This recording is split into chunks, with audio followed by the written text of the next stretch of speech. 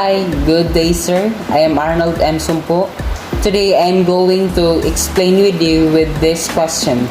Kindly identify one trait or characteristic of Filipino which makes you proud. Explain. Consequently, identify one negative trait or characteristic that you hate the most. As a Filipino citizen, what do you think is or are the best ways to change such a negative trait? So the trait or characteristic makes me proud is respect for elders, because I am proud of these practices as a Filipino, because this kind of practices which makes a good example to others.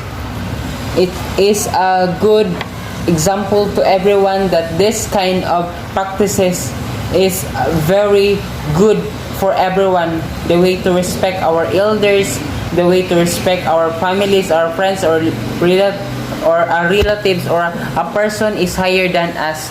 That's why this kinds of practices which makes proud and believe to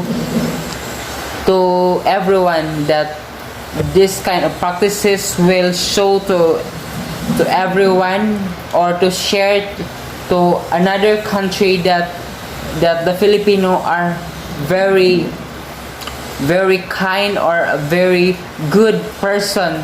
So that's why it makes me proud that I have this kind of a trait or a characteristic, is to respect our elders, because the way we respect our elders can appreciate, they can appreciate what particular person that they are respect, such as, or this example in using po at opo, or a place, or a manner what we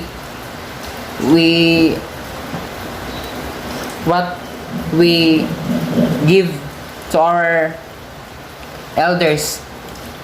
Because when using this kind of word opo, it makes proud and respect word. Example of opo, which is opo ate, opo kuya, and po, which means thank you po, salamat po ma'am, and that's it. Because that kind of a particular words of the example of respect for elders, not only that particular situation, but the particular example of this is when we visit our lola, our relatives. They are happy, they are happy when see their families, their favorite child or nephews. Because if we polite them, if we give our good moral to them, they are happy. That's why this kind of a trait or a characteristic as a Filipino, I am proud to be, and I am going to represent it into other country, that the other people can identify with this, or can notice with this, that this person is a good. And this negative characteristic that I hate the most is this bad words. Because this bad words, or a trait of a Filipino, it is we cannot ignore of this, because sometimes we are doing with this, especially when we are angered to someone. We are angered to a particular thing or particular situation, that we must to ignore it, but we cannot ignore it, because we can say or we can express it. That's why this kind of of a trait as a Filipino. It's not easy for us to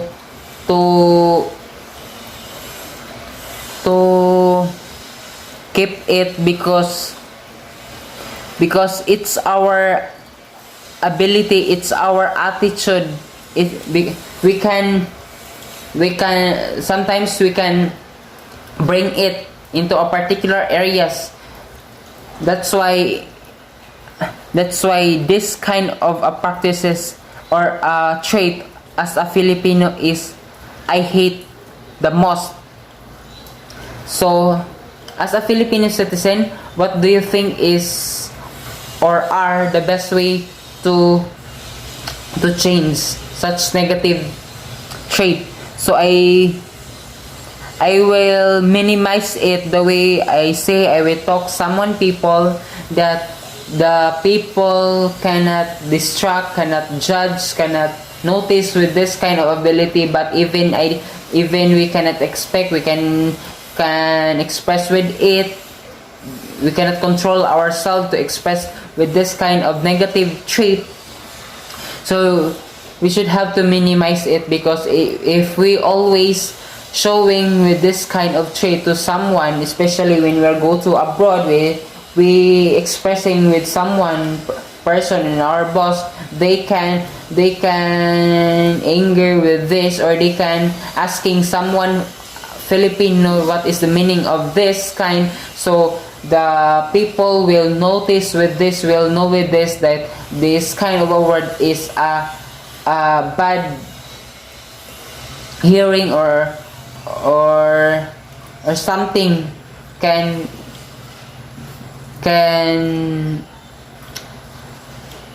distract with this word.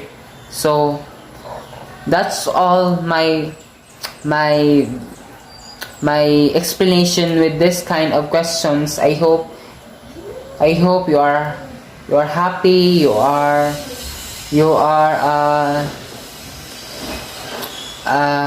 understand the way I explain with this topic. Even I did not deliver well, but next time I will do my best. Thank you and goodbye.